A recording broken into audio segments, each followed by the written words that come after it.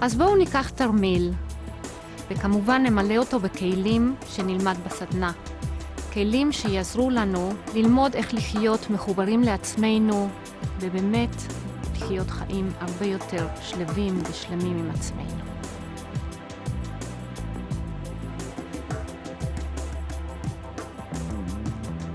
לא לעצור, כל הזמן לשאוף קדימה ולהמשיך להתפתח ולהמשיך להתקדם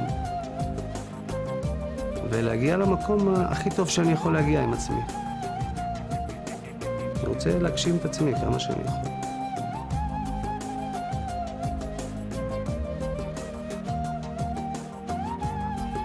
אז בואו נגיד שזה אנחנו.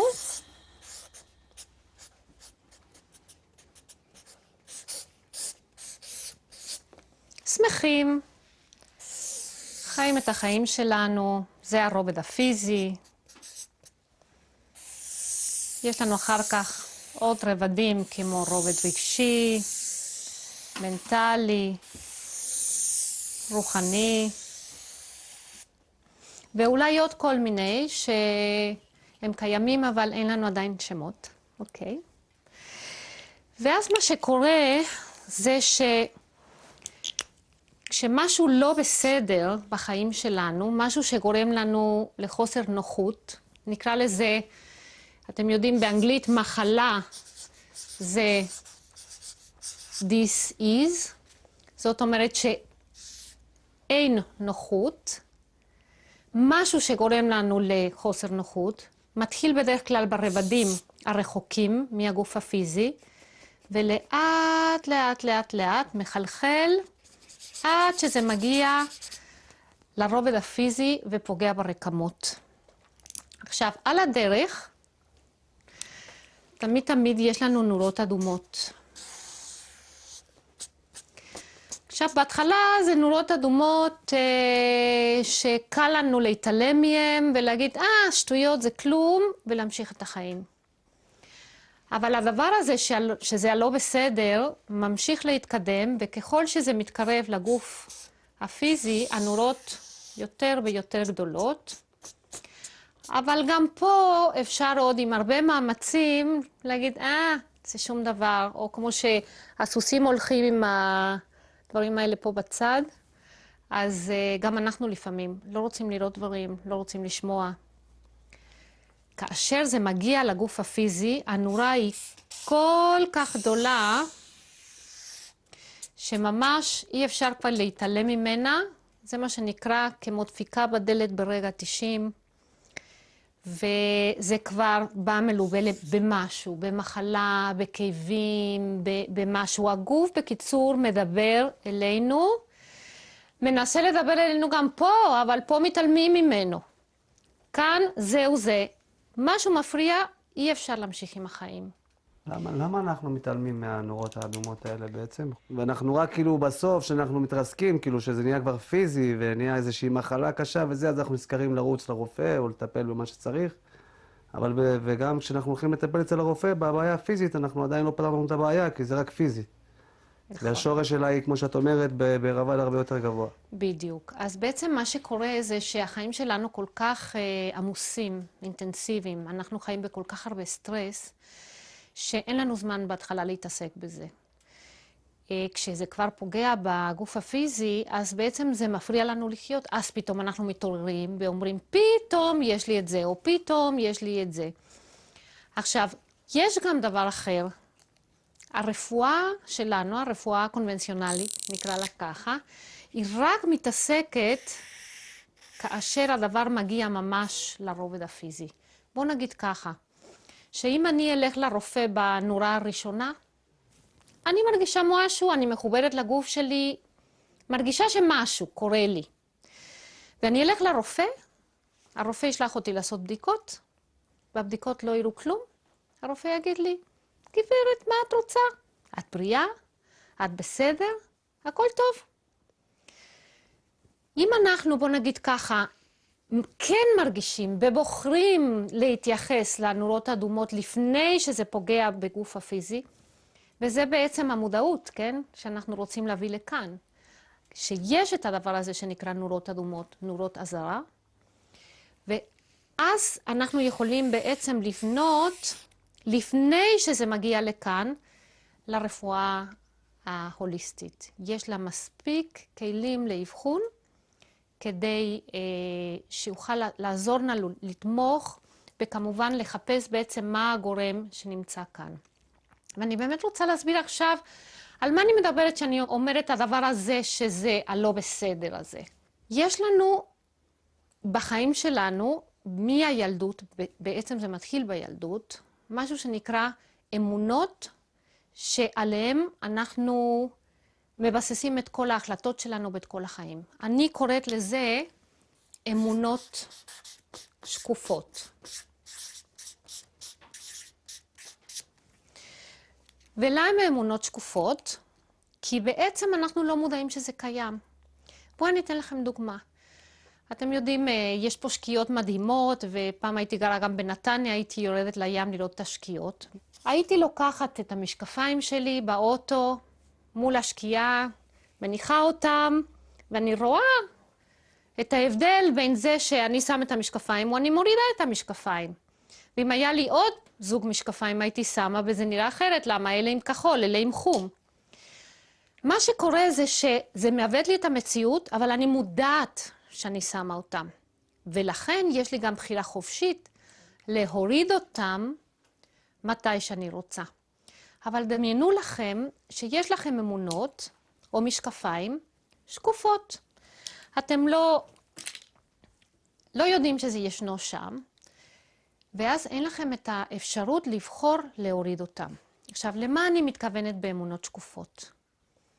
בדרך כלל בילדות המוקדמת אנחנו שומעים דברים או מגיעים למסקנות על פי התנהגות של ההורים למשל, שלא תמיד מבינים מאיפה זה בא, ואין לנו את היכולת לבחור לקחת את זה אל עצמנו או לא לקחת את זה לעצמנו, למה אנחנו ילדים קטנים ולא מבינים ממש. ואנחנו מגיעים למסקנות מסוימות, ועל פי זה אנחנו חיים את החיים שלנו.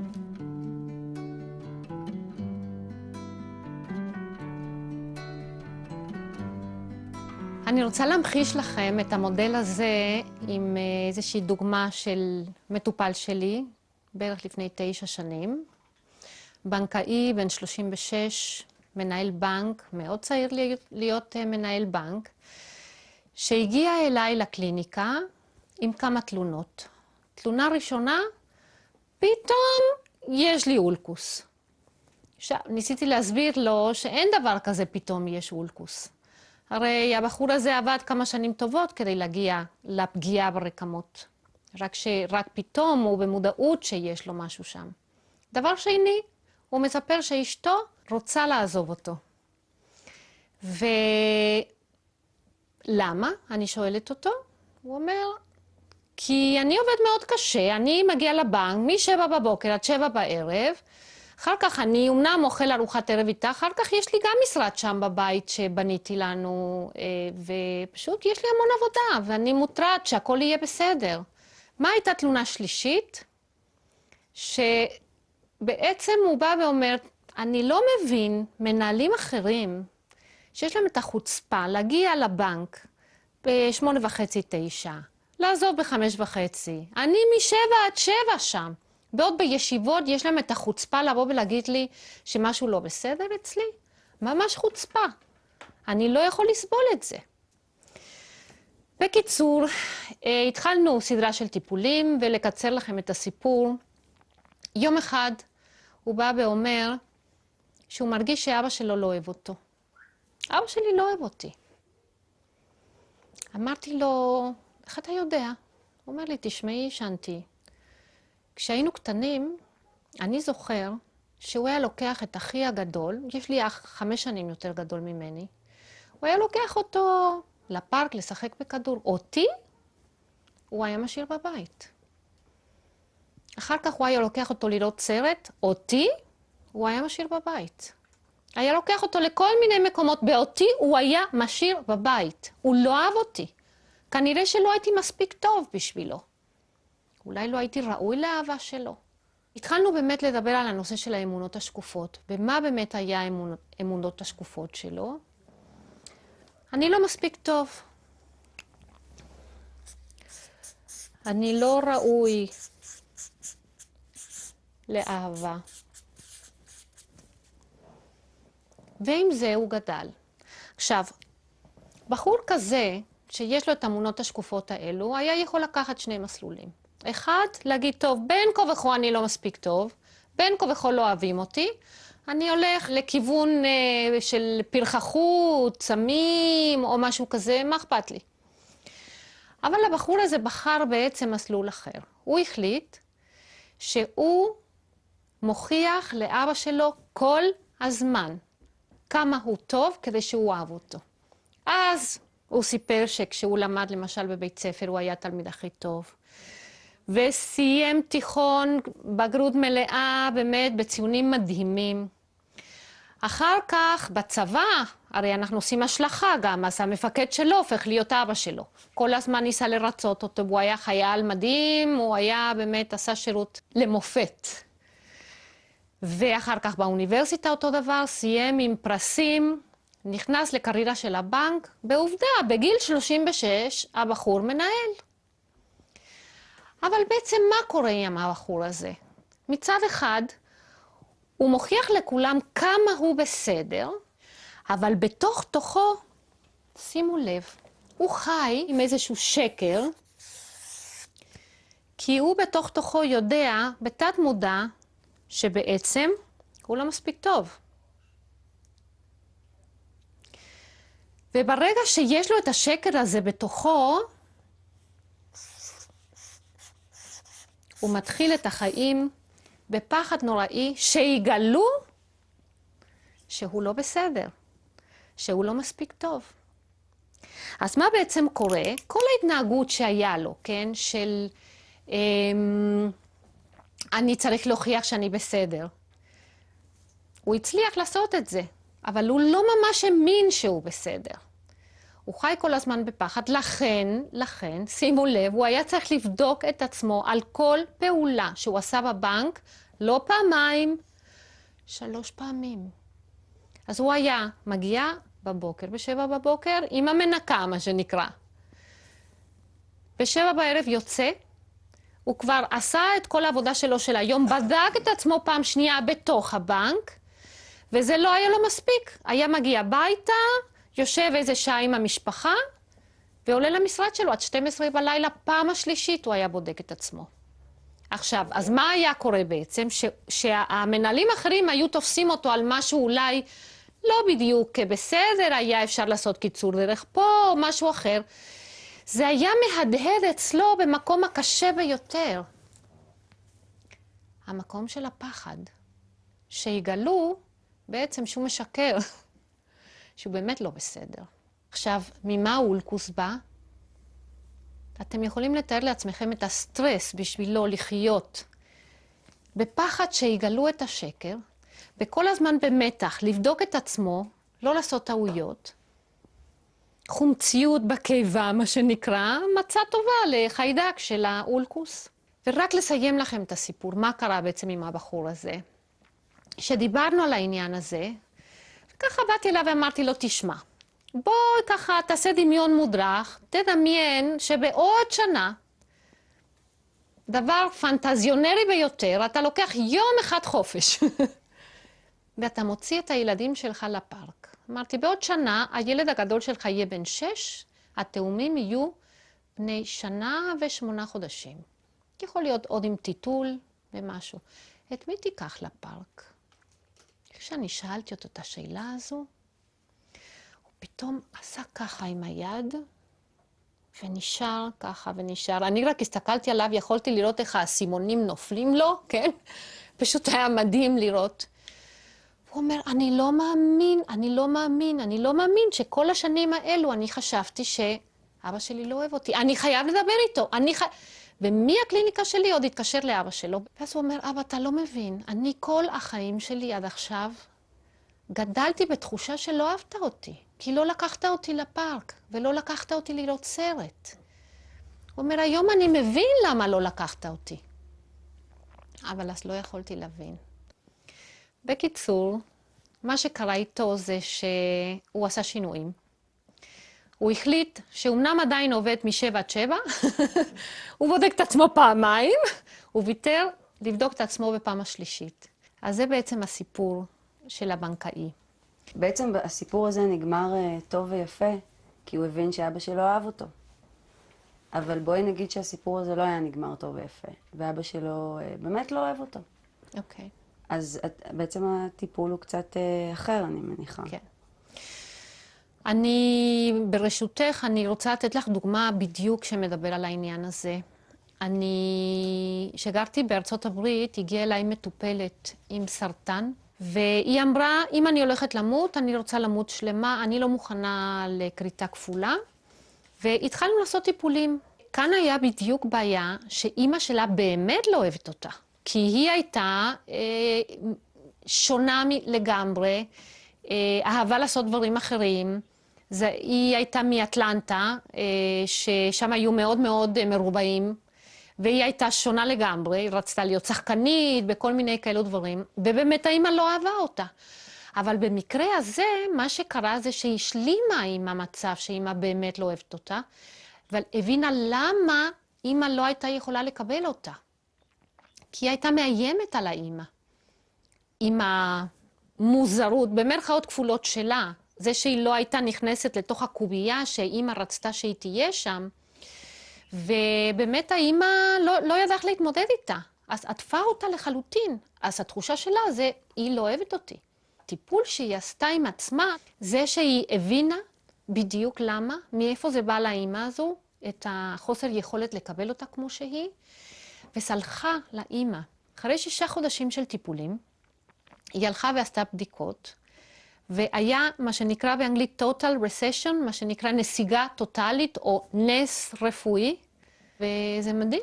זה מדהים, היא חיה ואין לה סרטן, והסרטן לא חזר לה וכו', אבל היא עשתה עבודה מדהימה של הבנה עמוקה של למה אימא שלה לא יכלה לקבל אותה, איך שהיא. והיא קיבלה את זה, היא השלימה עם זה והייתה שלמה עם זה. אז זה באמת עבודה טיפה אחרת, כן? אבל גם זה קורה.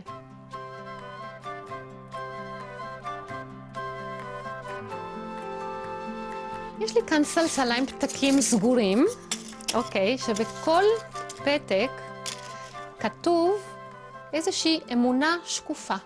אז אני אעביר לכם את הסלסלה, כל אחד יבחר בפתק, ותפתחו, תראו מה כתוב לכם בפתק, ואז אנחנו נתייחס, אם זה משהו שמתאים לכם, או איפה זה מהדהד אצלכם, אוקיי?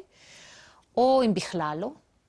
או אולי מישהו יזדהה עם פתק של מישהו אחר, ואנחנו פשוט נעשה שיחה על האמונות השקופות שלנו, ולאן זה לוקח אותנו. בבקשה. לקחת 2 זה בסדר, כנראה אתה צריך 2, דניאל. אתה מוותר על 1.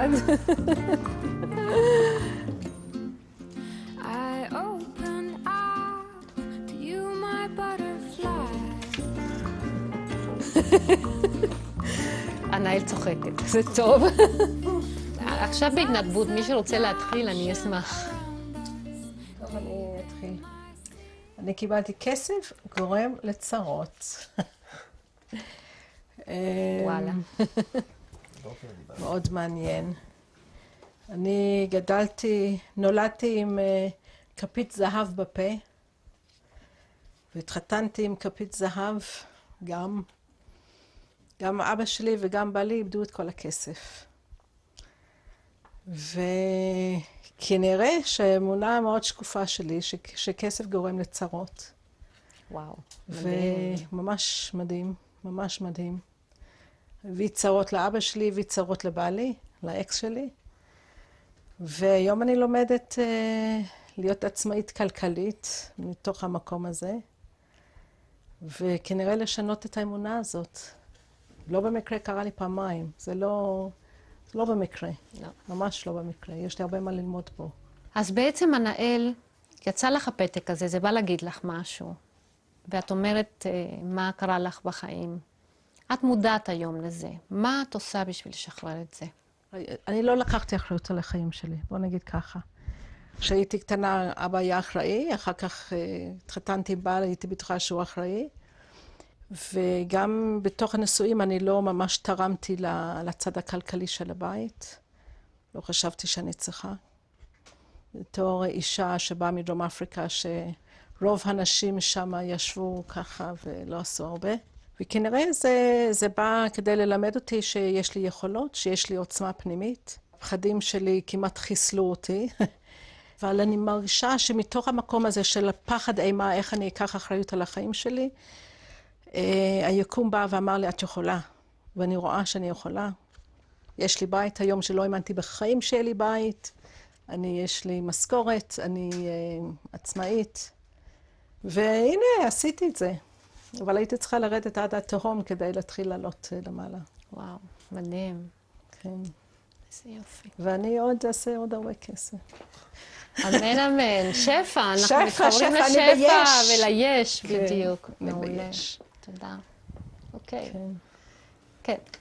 מי עוד? לי יצא בגללם אני לא מצליח, שזה מעניין, ולקח לי קצת זמן להבין מה מדובר, אבל אני חושב שאני יודע בגלל מי אני לא מצליח, שזה הפחדים שלי, שזה הפחד בעצם מכישלון. אני חושב שיש לי הרבה מאוד פחד מכישלון, זה מה שאני צריך לעבוד עליו. ומישהו חכם פעם אמר לי שבלי סיכון אין סיכוי. אז זה מעניין שזה יצא. וכנראה אני צריך להתחיל לעבוד על זה עוד עכשיו. וזה יעזור לי להצליח, אני חושב. להתגבר על הפחד מכישלון או כל דבר כזה.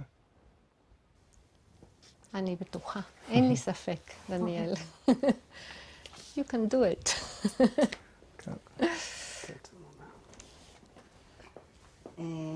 לי יצא בפתק, אני לא מספיק יפה.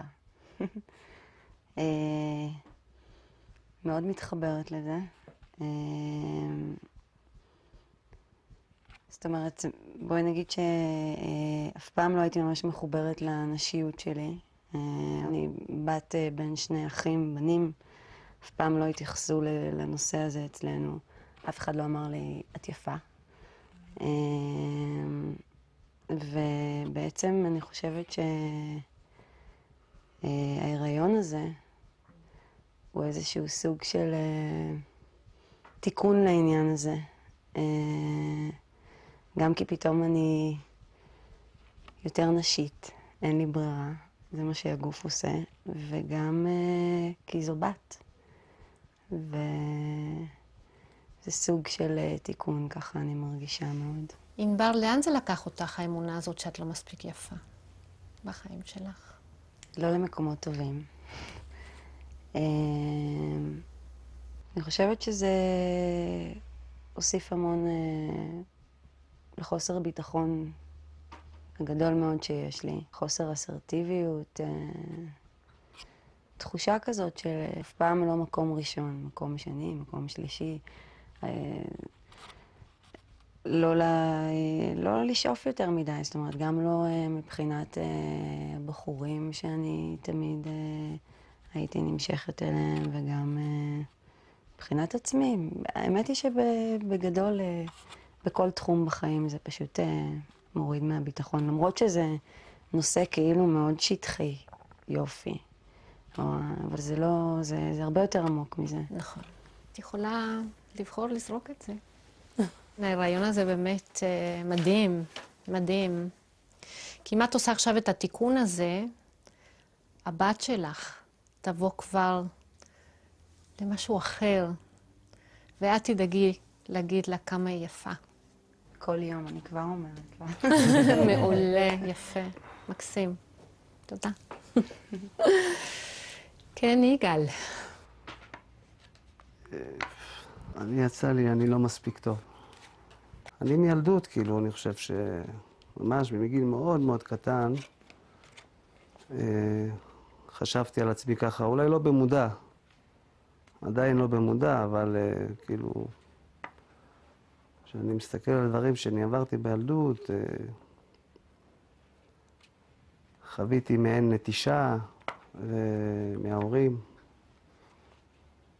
אבל מה שמדהים זה בדיוק כמו שכתבת שמה, כאילו אז, כאילו פירשתי את הדברים לא נכון, לא יכלתי להבין.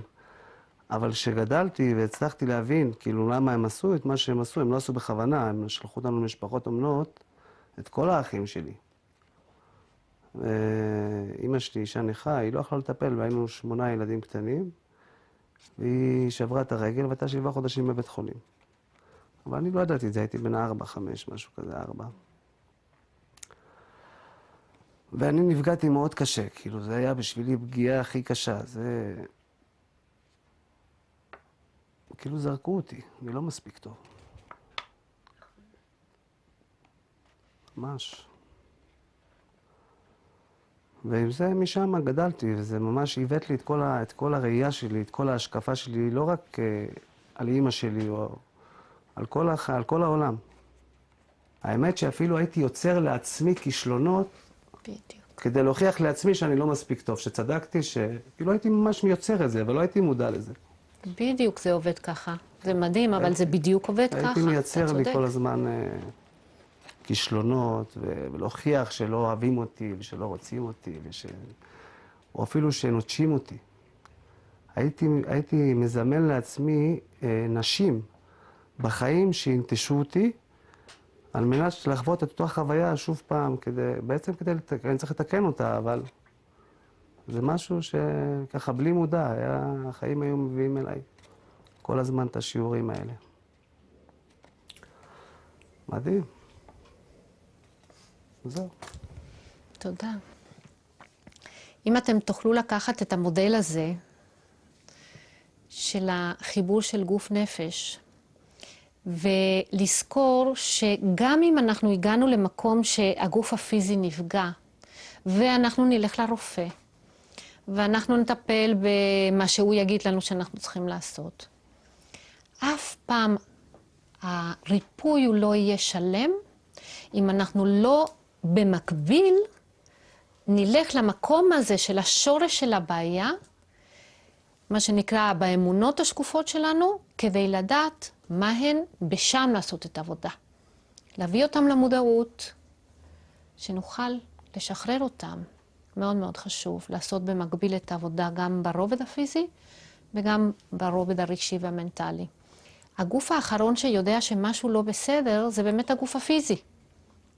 גם בתהליך של ריפוי, הגוף האחרון שידע שעכשיו משהו כן בסדר, זה גם יהיה הגוף הפיזי. אז לא להתייאש. עושים את העבודה ברובד רגשי, ברובד מנטלי. משחררים את זה, ואז לאט לאט גם זה יתחיל להדהד לגוף הפיזי, ואז הגוף הפיזי גם יהיה בריא. אז נעשה עבודה עם האמונות השקופות שלנו באמת, ונתחיל לשחרר אותם. ונהיה בריאים, ושמחים, ומחוברים לאמת שלנו. אז תודה רבה לכם. תודה לך.